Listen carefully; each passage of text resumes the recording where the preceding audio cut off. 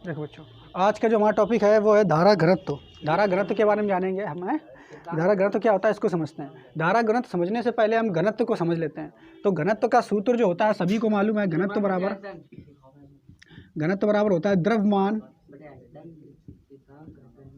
बटे आयतन। इसका मतलब क्या है इसको समझ लेते हैं थोड़ा सा। जैसे यहाँ पे आप देखोगे कोई पात्र है, मान लेते हैं ये एक बड़ा सा पात्र है, ठीक है, बाल्टी है ये, ऐसा समझ लेते हैं। ये एक बाल्टी है, एक दूसरी इसी के समान, ये अगर मान लेते हैं 10 लीटर की बाल्टी है तो इसी के समान एक दूसरी बाल्टी है, ठीक। दोनों ये बाल्टियां बिल्कुल एक जैसी हैं, ठीक है, दोनों बाल्टियां एक जैसी हैं, यानी इन दोनों बाल्टियों का आयतन जो है वो फिक्स है। आयतन का मतलब खाली जगह होता है, यानी इसका आयतन कितना है, 10 लीटर की ये बाल्टी है और उतनी बड़ी उसी की जैसी 10 लीटर की ये बाल्टी है। समझ पा रहे हो कि नहीं। अब इस बाल्टी और इस बाल्टी में दोनों में हमें करना क्या है, पहली वाली जो बाल्टी है इसमें हमें पानी भरना है। क्या भरना है, पानी। और इसमें जब आप पानी भर दोगे, ठीक है, तो 10 लीटर की जब ये बाल्टी है वो पानी भर दोगे और इसको तौलोगे जा करके आप, तो तौल करके देखोगे तो लगभग इसमें 10 किलोग्राम ही पानी आएगा। कितना आएगा, 10 किलोग्राम या 10 लीटर पानी ही आएगा। जबकि दूसरी जो बाल्टी है, इस बाल्टी में हमने पानी नहीं भरा है, इसमें हम भर देते हैं शहद। क्या भर देते हैं, शहद भर देते हैं इस वाली बाल्टी में। अब जब तुम इसको तौलोगे तो ये 10 लीटर की जो बाल्टी है इसका जब तौलोगे वजन जा करके तो इसमें पानी निकला था 10 किलोग्राम, और जब शहद को तुम तौलोगे तो लगभग ये निकलेगा 13 या 14 किलोग्राम। ठीक है, नहीं समझ पा रहे हो, ध्यान समझना। 10 किलोग्राम शहद यहाँ पे देखो, बाल्टी 10 किलो की थी, ये भी जितनी खाली जगह इस बाल्टी में थी उतनी खाली जगह इसमें भी थी, यानी दोनों बाल्टियों का आयतन जो था वो फिक्स था। समझ पा रहे हो कि नहीं। लेकिन इसमें जो पानी है वो 10 किलोग्राम ही आया उतनी जगह में, और इसमें पानी जो है वो, इसमें जो शहद है वो 14 किलोग्राम आ गया। तो ये ज़्यादा क्यों आ गया, क्योंकि शहद जो होता है वो पानी की तुलना में भारी होता है। समझ पा रहे हो कि नहीं। भारी होता है मतलब शहद का घनत्व ज़्यादा होता है। शहद का क्या ज़्यादा होता है, घनत्व। घनत्व का मतलब होता है द्रव्यमान बटे आयतन। मतलब आयतन जो फिक्स है, आयतन तो दोनों का फिक्स था कि नहीं, दोनों 10-10 लीटर का था, खाली जगह 10-10 लीटर ही थी। आयतन फिक्स है, लेकिन फिक्स आयतन में, उतने ही आयतन में किसका द्रव्यमान ज़्यादा आ रहा है। समझ पा रहे हो कि नहीं।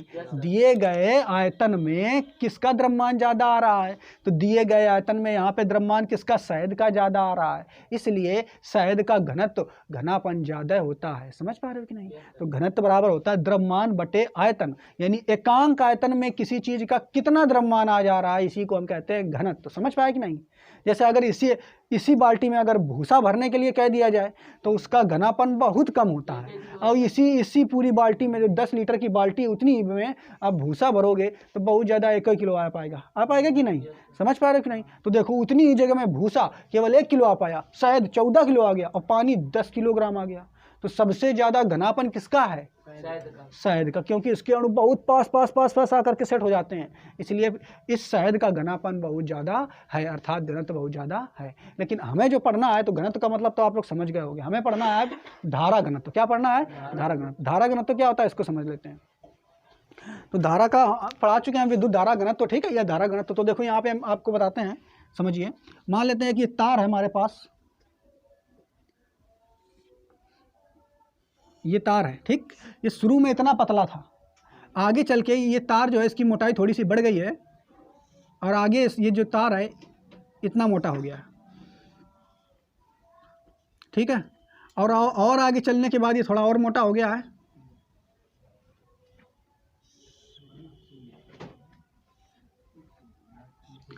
समझना बच्चों इसको ध्यान से, ये तार है पूरा सा, ठीक।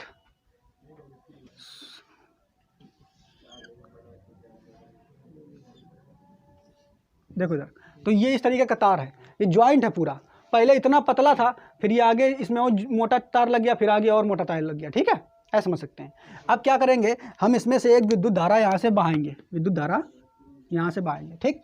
तो इसमें जो विद्युत धारा बह रही है, मान लेते हैं कि जो पहले वाले तार में धारा बह रही है वो I1 है, कितनी है, I1। दूसरे वाले तार में जो विद्युत धारा बह रही है वो I2 है, और तीसरे वाले तार में जो विद्युत धारा बह रही है वो I3 है। आपको पहले ये दिमाग लगा के बताना है कि यहाँ पे जो I1 बराबर I2 बराबर I3, या फिर दूसरा I1 is greater than I2 is greater than I3, या फिर I1 is less than I2 is less than I3। तीन ऑप्शन यहाँ पे हमने आपको दिए हैं। आप सोच करके ये बताओ कि सबसे इन तीनों ऑप्शनों में, ये पहला है, ये दूसरा है, ये तीसरा है, इन तीनों ऑप्शन में ये बताओ कि इसमें जो धारा है ये वाला मान सही होगा कि ये वाला कि ये वाला। इन तीनों को सोचो और बताओ जल्दी से। देखो इधर, तो यहाँ पे अगर तीनों ऑप्शनों में देखा जाए तो यहाँ जितनी धारा हम यहाँ पे प्रवेश कराएंगे भाई, ठीक, मान लेते हैं आई धारा जो है, इसको जब हम यहाँ से प्रवेश कराएंगे तो ये आई धारा ही इस वाले पाइप से बाहर निकलेगी। वो बात अलग है कि इस वाली जो यहाँ पे ये पहला वाला पाइप हमने इसी आई धारा का नाम धर दिया था I1, यहाँ पे रख दिया I2, यहाँ रख दिया I3। तो जितना तुम यहाँ से धारा प्रवेश कराओगे करंट, वो चाहे जितना पाइप मोटा होता चला जाए, वो करंट उतनी ही तो निकलेगी, ठीक। तो ये जो पहला वाला ऑप्शन है ये सही हो जाएगा। लेकिन अब हमें यहाँ पे समझना है धारा घनत्व। ये तो धारा की बात हो गई, धारा घनत्व की बात समझेंगे। तो घनत्व का मतलब समझना, घनत्व का मतलब हम बता चुके हैं। घनत्व में क्या होगा, इसमें देखो आयतन बढ़ रहा है, इसका इस तार का आयतन छोटा है, कम है, इस तार का आयतन और बड़ा है, इस तार का आयतन और बड़ा है। समझ पा रहे हो कि नहीं? तो अब देखोगे यहाँ पे समझोगे। मान लेते हैं कि जब यहाँ पे धारा बह रही है, धारा इस दिशा में चल रही है, तो हमको ये पता है कि इलेक्ट्रॉन पक्का चलते हैं। तार में धारा बहाने के लिए कौन चलता है? इलेक्ट्रॉन, है ना। तो इलेक्ट्रॉन जो है, देखो इधर ध्यान समझना बच्चों, जब इलेक्ट्रॉन जिस दिशा में चलते हैं, इलेक्ट्रॉन मान लो इधर को चल रहे हैं तो धारा इधर को बहेगी। ये बताया था, जिस दिशा में धारा बह रही है, धारा इधर चल रही है तो धन आवेश भी इधर को ही चलता है। ये बात बताई थी हमने। और एक बात भी आपको मालूम है कि इलेक्ट्रॉन या आवेश के चलने से ही धारा बहती है। क्लियर? अब देखो यहाँ पे जितनी धारा है यहाँ पे उतनी होगी, यहाँ पे भी उतनी होगी, यहाँ पे भी उतनी होगी, अब बाहर निकलेगी तब भी उतनी होगी, ठीक। हम ये समझ रहे हैं। अब यहाँ पे हम ये देखेंगे कि धारा घनत्व तो कहाँ पे ज़्यादा होगा। तो समझना, हमने मान लिया कि जो आई धारा है, इसको उत्पन्न करने में जो इलेक्ट्रॉन चल रहे हैं वो कितने इलेक्ट्रॉन है? 10। कितने हैं? 10। तो इलेक्ट्रॉन जो होंगे 10 मान लेते हैं, 1 2 3 4 5 6 7 8 9 और एक ये 10। ये 10 इलेक्ट्रॉन हैं, इतनी सी जगह में निकलेंगे। और किधर को चल रहे होंगे? धारा तुम्हारी इधर बह रही है, तो इलेक्ट्रॉन सब किधर चल रहे हैं? इधर चल रहे होंगे कि नहीं? नहीं समझ पा रहे हो? अच्छा, तो ये इलेक्ट्रॉन सब इधर चल रहे होंगे। बात समझ रहे हो कि नहीं? लेकिन शुरू में जब ये चले होंगे तो इलेक्ट्रॉन यहाँ से चले होंगे, कि नहीं, मोटे वाले तार से। तभी जब इलेक्ट्रॉन इधर चलेंगे तभी तो धारा इधर बहेगी। नहीं समझ पा रहे हो? इलेक्ट्रॉन जब इसी चलेंगे तभी तो धारा इधर बहेगी। क्लियर? तो अब शुरू में जब ये मोटे तार से इलेक्ट्रॉन इधर को चल रहे होंगे तो क्या ये जितने 10 इलेक्ट्रॉन हैं, ये शुरू में 10 ही इलेक्ट्रॉन प्रवेश किए होंगे। और ये शुरू में जब 10 इलेक्ट्रॉन प्रवेश किए होंगे तो ये ऐसे वितरित रहे होंगे, ऐसे। देख रहे हो कितने जगह में, कितना दूर दूर होंगे। नहीं समझ पा रहे हो? तो यहाँ पे 10 इलेक्ट्रॉन देखो कितनी ज़्यादा जगह में है, और ये भी उधर ही को चल रहे होंगे। तो यहाँ पे घनत्व ज़्यादा है, घनापन की यहाँ पे, वहाँ घनापन ज़्यादा है कि नहीं? तो यहाँ घनापन ज़्यादा है और यहाँ घनापन कम है। क्यों घनापन यहाँ कम है? क्योंकि यहाँ पे क्षेत्रफल, सॉरी, यहाँ पे आयतन ज़्यादा है। क्या ज़्यादा है? आयतन। नहीं समझ पाए?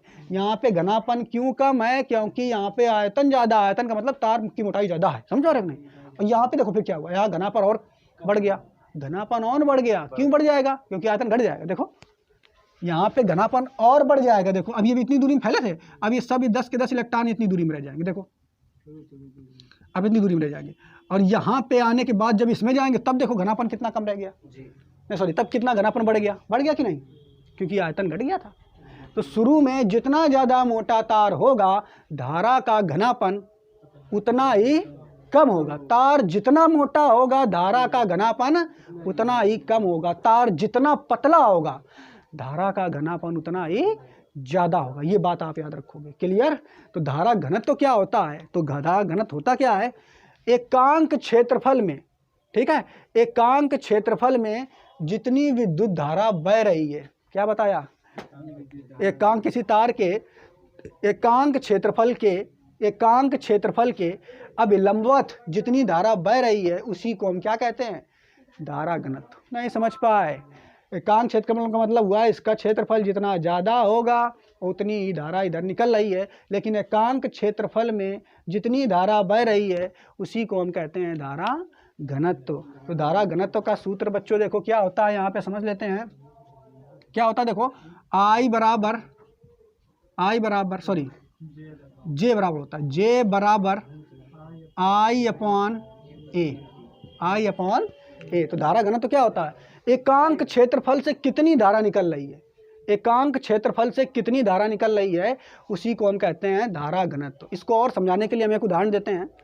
जैसे जो पाइपलाइन होती है जिससे पानी निकलता है मोटर वाला, ठीक है, वो समझ लो अगर पाइपलाइन जितनी ज़्यादा मोटी होगी, एक ही मोटर है, वही मोटर है और सभी जो मोटर हैं 1 सेकंड में समान पानी भेज रहे हैं, तो उसी तुम मोटरों में क्या करो, पहले वाले मोटर में मोटी पाइपलाइन लगा दो, दूसरे वाली में और पतली और तीसरे वाली में और पतली। अब बताओ किस वाली पाइपलाइन से पानी ज़्यादा तेज़ी से निकलेगा, पतली वाली से। क्यों? क्योंकि उसका धारा घनत्व ज़्यादा है, उसमें पानी का जो धारा घनत्व है वो ज़्यादा है। समझ पा रहे हो कि नहीं? उसका एकांक क्षेत्रफल से ज़्यादा पानी निकल रहा है। नहीं समझ, क्षेत्रफल कम है लेकिन पानी ज़्यादा निकल रहा है। लेकिन जो मोटी वाली पाइपलाइन होगी उसमें पानी तो निकल रहा होगा उतना ही, लेकिन वो आपकी रफ्तार उसकी जो होगी वो धीमी होगी, तो उसमें धारा घनत्व कैसा होगा, कम होगा, जबकि पतली वाली में धारा घनत्व ज़्यादा होगा। समझ पा रहे हो कि नहीं? ठीक, हाँ। तो यहाँ से आप देख लिया धारा घनत्व की परिभाषा, किसी चालक में किसी बिंदु पर प्रति एकांक क्षेत्रफल, किसी चालक में, देखो उधर, किसी चालक में किसी भी बिंदु पर प्रति एकांक क्षेत्रफल, यानी इसका एकांक क्षेत्रफल ये है, ये वाला प्रति एकांक क्षेत्रफल से अभिलंबवत, अभिलंबवत मतलब क्षेत्रफल की दिशा ये है, क्षेत्रफल की दिशा ये, इसके लंबवत गुजरने वाली विद्युत धारा को उस बिंदु पर धारा घनत्व कहते हैं। और धारा घनत्व को जे से प्रदर्शित करते हैं, सॉरी स्मॉल जे से। किससे प्रदर्शित करते हैं? स्मॉल जे से। तो स्मॉल जे बराबर आई अपॉन ए होता है। स्मॉल जे बराबर क्या होता है? आई अपॉन ए, जहाँ आई क्या है, विद्युत धारा, ए क्या है, ये क्षेत्रफल है। क्या है? क्षेत्रफल। तो बस ऐसे याद कर लो, किसी तार के एकांक क्षेत्रफल से गुजरने वाली विद्युत धारा, किसी तार के एकांक क्षेत्रफल से गुजरने वाली विद्युत धारा को ही हम धारा घनत्व कहते हैं। अब पूछेगा धारा घनत्व का जो है मात्रक क्या होता है? ठीक, तो मात्रक निकालोगे, धारा का मात्रक क्या होता है? ऊपर एम्पियर, एम्पियर, और नीचे क्षेत्रफल का मात्रक क्या होता है? मीटर का स्क्वायर। तो धारा घनत्व का मात्रक क्या होता है? एम्पियर प्रति मीटर स्क्वायर। समझ में आया कि नहीं? ठीक, नोट करो। देखो जब, तो धारा घनत्व बराबर हमने आपको बता दिया है, जे बराबर आई अपान ए होता है। यानी एक किसी तार के एकांक क्षेत्रफल से कितनी धारा गुजर रही है, उसी को हम क्या कहते हैं? धारा घनत्व। दूसरी परिभाषा ये भी हो सकती है, किसी तार में गुजरने वाली धारा और उस तार के अनुप्रस्थ काट के क्षेत्रफल के अनुपात को हम क्या कहते हैं? धारा घनत्व। कैसी भी परिभाषा बना चाहो बन जाएगी, ठीक है। अब धारा घनत्व का मात्रक एम्पियर बटे मीटर स्क्वायर होता है। धारा घनत्व जो है ये कैसी राशि है, ये पूछ सकता है। तो धारा घनत्व एक सदिश राशि है, जबकि धारा एक अदिश राशि होती है। धारा क्यों अदिश होती है, ये हमने आपको पढ़ाया था कि धारा अदिश इसलिए होती है क्योंकि वो सदिशों के जोड़ घटाने के नियमों का पालन नहीं करती, जबकि धारा घनत्व तो सदिशों के जोड़ घटाने के नियमों का पालन भी करती है, इसीलिए ये सदिश राशि है। ठीक, अब हमारा जो टॉपिक है वो है धारा घनत्व जे। धारा घनत्व जो है उसको जे से प्रदर्शित करते हैं, तथा अपवाह वेग वीडी में क्या संबंध होता है। तो अब धारा घनत्व और अपवाह वेग में क्या संबंध होता है ये में देखना। कल के वीडियो में हमने आपको पढ़ाया था कि जो विद्युत धारा आई तथा अपवाह वेग में क्या संबंध होता है, ये पढ़ाया था। तो क्या होता है संबंध, उसका सूत्र लिखाया था, आई बराबर N E A V D. N E A V D पढ़ाया था कि नहीं? यही था। ये कल हमने सूत्र आपको लिखाया था कि जो ये धारा आई तथा अपवाह वेग वी डी में संबंध होता है, N E A V D. N क्या है यहाँ पे? इलेक्ट्रॉनों की संख्या। ई क्या है? इलेक्ट्रॉन पर आवेश। ई क्या है? ए क्या है? क्षेत्रफल अनुप्रस्थ काट का। वीडी क्या है? ड्रिफ्ट वेलोसिटी या फिर अपवाह वेग। ठीक, तो ये संबंध था, तो ये हम पढ़ चुके हैं पहले। अब देखो आई बराबर आप जानते हो N E A V D होता है, और हमें मालूम है, देखो हमें धारा घनत्व और अपवाह वेग वी डी में संबंध चाहिए। तो हमें मालूम है बच्चों कि जे बराबर धारा घनत्व जे बराबर आई बटे ए होता है कि नहीं होता है? होता है। अब इस सूत्र से आप यहाँ पे आई का मान रख दोगे, ठीक है। इस सूत्र से आप आई का मान रखोगे तो जे बराबर आई का मान कितना है? N E A V D. ठीक, और बटे ए से ए कट जाएगा तो जे बराबर एन ई वी डी आ जाएगा। और जो ये सूत्र निकल के आया है, इस सूत्र में देखो धारा घनत्व जे और अपवाह वेग वी डी दोनों है ना, तो यहाँ पे धारा घनत्व जे और अपवाह वेग वी डी में ये संबंध होता है, ठीक है। हाँ, इसको आप नोट कर लो। देखो बच्चों हम पढ़ेंगे गतिशीलता। गतिशीलता क्या है इसको समझेंगे। तो जैसे हमें मालूम है कि जो विद्युत धारा बहती है वो किसके कारण बहती है, आवेश के चलने से। किसके कारण बहती है, आवेश के चलने से। तो जैसे जो तुम्हारे चालक होते हैं, चालक तुम्हारे कौन होते हैं, धातु। तो धातु में कौन चलता है जब विद्युत धारा बहती है, इलेक्ट्रॉन चलते हैं। धातुओं में कौन चलता है, इलेक्ट्रॉन, या फिर कहें तो मुक्त इलेक्ट्रॉन। कौन चलते हैं, मुक्त इलेक्ट्रॉन जब चलते हैं तभी धारा बहती है। अब जिधर इलेक्ट्रॉन चलेगा उसके विपरीत हो धारा बहेगी। लेकिन अगर हम बात करें विलयन में, ठीक, तो कुछ पदार्थ ऐसे होते हैं, सर नमक हमने आपको बताया था, तो विलयन वगैरह में अगर आपको धारा बहानी है तो इसमें कौन चलेगा, आयन चलते हैं। इसमें कौन चलता है, आयन। ये बात हम बता चुके हैं ना आपको। देखो इधर, जैसे हमने आपको बताया नमक, नमक में अगर आप जब खड़ा रहता है तब उसमें आप करंट लगाओगे तो करंट का फ्लो नहीं होगा।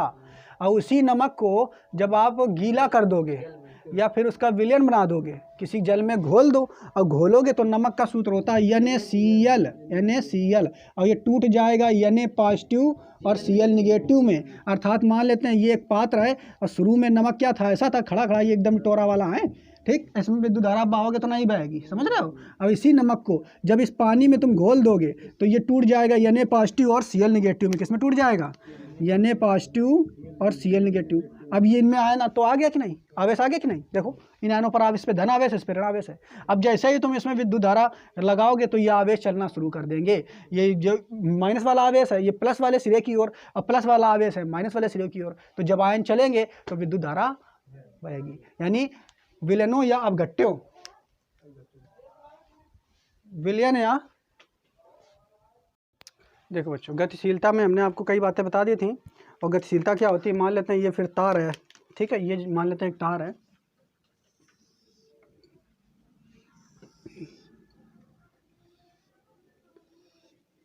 ये एक वायर है, ठीक। इस वायर को हमें क्या करना है, एक बैटरी से जोड़ देना है। जैसे इस बैटरी से हम इसको जोड़ेंगे, इसके सिरों के बीच धन तथा ऋण आवेश आ जाएगा, विद्युत विभव आ जाएगा कि नहीं, तुरंत आ जाएगा। यानी इस बिंदु पे प्लस आवेश और इस पे माइनस, यानी इसमें एक विद्युत क्षेत्र स्थापित हो जाएगा, साथ ही साथ एक विभव भी स्थापित हो जाएगा। जो विभव है मान लेते हैं वो V है, कितना विभव V, और जो विद्युत क्षेत्र स्थापित होगा वो कहाँ से कहाँ स्थापित होगा, प्लस सिरे से माइनस सिरे की ओर, प्लस सिरे से ऐसे विद्युत क्षेत्र जो है प्लस सिरे से माइनस सिरे की ओर स्थापित हो जाएगा। क्लियर। जबकि इसमें जो बहुत सारे इलेक्ट्रॉन होंगे, देखो इधर इलेक्ट्रॉन, ये बहुत सारे जो होंगे यही तो गति करेंगे कि नहीं, बताओ गति कौन करेंगे, इलेक्ट्रॉन करेंगे। नहीं समझ पा रहे हो, जो मुक्त इलेक्ट्रॉन है वही तो गति करते हैं, तभी तो धारा बहती है। तो अच्छा, यहाँ पे गति कौन करेंगे, इलेक्ट्रॉन। और किधर से किधर की ओर करेंगे, माइनस सिरे से प्लस सिरे की ओर ये गति करेंगे। इस तरीके से करेंगे कि नहीं, पक्का करेंगे। अच्छा, अब जो ये गति कर रहे हैं, ठीक, तो यहाँ पे आपने देखा क्या, जैसे ही हमने यहाँ पे इस तार के बीच में ये किनारे पे विद्युत बैटरी लगा दी, बैटरी लगाने से इसमें एक विद्युत क्षेत्र उत्पन्न हो गया, ठीक। तो इस विद्युत क्षेत्र को जैसे ही लगाया तो ये विद्युत क्षेत्र ही उत्पन्न हुआ। तो जैसे ही तुम्हारे हमने यहाँ पे बैटरी लगाई तो ये तुरंत जो सारे इलेक्ट्रॉन हैं ये एक दिशा में माइनस से प्लस दिशा में चलने लगेंगे। और जिस वेग से चलते हैं उसी वेग को हम क्या कहते हैं, अपवाह वेग। क्या कहते हैं, अपवाह वेग। यानी ये सभी किस वेग से चलेंगे, VD से चलेंगे। किस वेग से चलेंगे, VD, यानी अपवाह वेग से चलेंगे। समझ पा रहे हो कि नहीं। लेकिन अगर जब यहाँ पे अगर हम बैटरी ना लगाए थे तब ये इलेक्ट्रॉन तब भी तो गति करते थे, और तब जो गति कर रहे थे उस गति का नाम क्या था, उस गति का नाम था ऊष्मीय वेग। और उस समय ऊष्मीय वेग जो था, औसत ऊष्मीय वेग कुल मिलाकर के कितना आता था, 0 आता था। कितना आता था, 0। ये बात हमने आपको बता दी थी। लेकिन जैसे ही तुमने यहाँ बैटरी जोड़ दी, सारे इलेक्ट्रॉन इधर दौड़ने लगे। अब देखो यहाँ पे इलेक्ट्रॉन जैसे ही यहाँ पे दौड़ने लगे तो जो तुम्हारा विद्युत क्षेत्र उत्पन्न हुआ है, जो तुम्हारा विद्युत क्षेत्र उत्पन्न हुआ है, मान लेते हैं कि जो ये बैटरी तुमने जोड़ी है तो इस बैटरी को जोड़ने से जो विद्युत क्षेत्र उत्पन्न हुआ है वो एकांक है। कैसा है, एकांक। कैसा है, एकांक। और एकांक विद्युत क्षेत्र का मतलब क्या है, एक। एकांक विद्युत क्षेत्र का मतलब क्या होता है, एक। अब विद्युत क्षेत्र का मात्रक क्या होता है, विद्युत क्षेत्र का मात्रक क्या होता है, E बराबर F/Q0 होता है ना। तो विद्युत क्षेत्र का मात्रक होता है न्यूटन प्रति कूलाम। क्या होता है मात्रक, न्यूटन प्रति कूलाम। होता है कि नहीं। तो हमने क्या बताया बच्चों कि जैसे इस बैटरी को जोड़ा तो इस बैटरी को जोड़ने से इस तार में जो विद्युत क्षेत्र उत्पन्न हुआ है वो एकांक है, अर्थात 1 न्यूटन प्रति कूलाम है। समझ पा रहे हो कि नहीं? 1 न्यूटन प्रति कूलाम इसमें विद्युत क्षेत्र है। तो इस विद्युत क्षेत्र में इसके जो ये मुक्त इलेक्ट्रॉन है, जिस अपवाह वेग से दौड़ रहे हैं उसी अपवाह वेग को कहा जाता है गतिशीलता। नहीं समझ पाए? क्या बताया? किसी तार में एकांक विद्युत क्षेत्र में, किसी तार के एकांक विद्युत क्षेत्र में जो इलेक्ट्रॉन है जिस अपवाह वेग से दौड़ रहे हैं उसी अपवाह वेग को हम क्या कहते हैं? गतिशीलता। समझ पा रहे हो कि नहीं? तो ये देखो परिभाषा में देख लेते हैं। एकांक विद्युत क्षेत्र में इलेक्ट्रॉन जितने अपवाह वेग से दौड़ते हैं, एकांक विद्युत क्षेत्र में इलेक्ट्रॉन जितने अपवाह वेग से दौड़ते हैं उसी को हम क्या कहते हैं? गतिशीलता। गतिशीलता को म्यू से प्रदर्शित करते हैं तो म्यू बराबर VD/E आ जाएगा। ठीक, समझ पा रहे हो कि नहीं? देखो आगे इसमें परिभाषा क्या लिखी है, किसी आवेश वाहक की, और देखो आवेश वाहक मतलब आवेश को ले जाने वाला, और आवेश वाहक कुछ भी हो सकता है। कल हमने आपको ये मतलब बताया था आवेश वाहक क्या हो सकता है। जो मतलब आपकी धातुएं होती हैं उसमें आवेश वाहक क्या होता है? इलेक्ट्रॉन। उसमें क्या होता है? इलेक्ट्रॉन। जैसे तुम्हारे अर्धचालक होते हैं, अर्धचालक जानते हो, सिलिकॉन और जर्मेनियम, उसमें आवेश वाहक क्या होते हैं? कोटर और इलेक्ट्रॉन। जो तुम्हारा विलयन होता है उसमें आवेश वाहक कौन होते हैं? आयन। समझ पा रहे हो कि नहीं? तो ये परिभाषा केवल और केवल इलेक्ट्रॉनों के लिए नहीं है, ये परिभाषा हर प्रकार के आवेश वाहक के लिए है, चाहे वो आवेश वाहक इलेक्ट्रॉन हो, चाहे वो कोटर हो, चाहे वो आयन हो, चाहे वो और कुछ है, बस इतना ही है ना, ये तो आवेश वाहक होते हैं। तो बस इसकी परिभाषा लिख लेते हैं, किसी आवेश वाहक की गतिशीलता वह अपवाह वेग, गतिशीलता क्या है? वह अपवाह वेग है, ठीक है, जो उसके द्वारा एकांक विद्युत क्षेत्र में प्राप्त किया जाता है। या ऐसा कह सकते हो, किसी तार के सिरों पर बैटरी लगाने पर उस तार के एकांक विद्युत क्षेत्र में जो इलेक्ट्रॉनों का अपवाह वेग प्राप्त होता है उसी को हम क्या कहते हैं? गतिशीलता कहते हैं। क्लियर? समझ पा रहे हो कि नहीं? तो इस तरीके से गतिशीलता की डेफिनेशन हो गई। इसका अगर मात्रक की बात करें कि गतिशीलता का मात्रक क्या होगा, तो मात्रक भी बड़ी आसानी से आप निकाल लोगे। म्यू बराबर, देखो ऊपर वेग है, अब वेग का मात्रक क्या होता है बच्चों? बताओ। वेग का मात्रक देखो, वेग बराबर क्या होता है? वेग बराबर विस्थापन बटे समय होता है कि नहीं? विस्थापन बटे समय होता है ना? अच्छा, अब नीचे ई है, ई क्या है? विद्युत क्षेत्र, और विद्युत क्षेत्र का मात्रक तो हम निकाल ही चुके हैं। तो इसका विद्युत क्षेत्र आप जानते हो, विद्युत क्षेत्र क्या होता है ऊपर आप जानते हो। देखो किसी चीज़ का मात्रक लिखना तो उसका सूत्र लिख दो, विद्युत क्षेत्र ई के बराबर क्या होता है? F/Q0, यानी बल बटे आवेश। तो इसका मात्रक लिखो विस्थापन बटे समय का, विस्थापन का मात्रक होता है दूरी, विस्थापन का मात्रक क्या होता है बच्चों? और ये क्या बोल रहे हैं? विस्थापन का मात्रक होता है मीटर, क्या होता है? मीटर। और समय का मात्रक क्या होता है? सेकेंड बटे एफ का मात्रक क्या होता है? न्यूटन बटे ये क्यू का मात्रक क्या होता है? कूलाम होता है कि नहीं? अब कूलाम को उठा के ऊपर ले जाओ तो ये हो जाएगा मीटर इंटू कूलाम, और इसको इसमें गुणा करा दोगे तो ये हो जाएगा न्यूटन इंटू सेकेंड। समझ पा रहे हो कि नहीं? और इसको शॉर्ट में अगर लिखना चाहोगे तो कूलाम को हम प्रदर्शित करते हैं केवल सी से, कहाँ से? सी से। मीटर को प्रदर्शित करते हैं यम से, तो सी यम बटे न्यूटन को प्रदर्शित करते हैं कैपिटल एन से, तो यह आ जाएगा कैपिटल एन बटे समय को प्रदर्शित करते हैं टी से, तो हो जाएगा सी एम बटे एन टी। और इसको उठा के अगर ऊपर ले जाओ तो हो जाएगा सी की पावर 1, फिर एम की पावर 1 इंटू एन की पावर -1 और टी की पावर -1। तो ये मात्रक निकल के आ जाएगा। ठीक, समझ पा रहे हो कि नहीं? तो आप ये वाला मात्रक याद रख लो, तो आपसे पूछ लेगा कि भाई बताओ जो आवेश वाहक है या गतिशीलता है उसका मात्रक क्या होता है, तो उसका मात्रक ये होता है। क्लियर? ठीक है बच्चों, कैसे निकाला? किसी भी चीज़ का अगर मात्रक निकालना है तो उसमें जो पद आए हैं, ठीक है, उनका सूत्र आप लिख दो, और लिखने के बाद उनका जो मात्रक होता है वो लिख दो, और मात्रक लिखने के बाद उसको सॉल्व कर दोगे तो इस तरीके से आपका मात्रक मिल जाएगा। क्लियर? तो गतिशीलता का मात्रक डायरेक्ट ही होता है। कैसे निकाला आपको समझ में आ गया होगा, नोट कर लो इसको।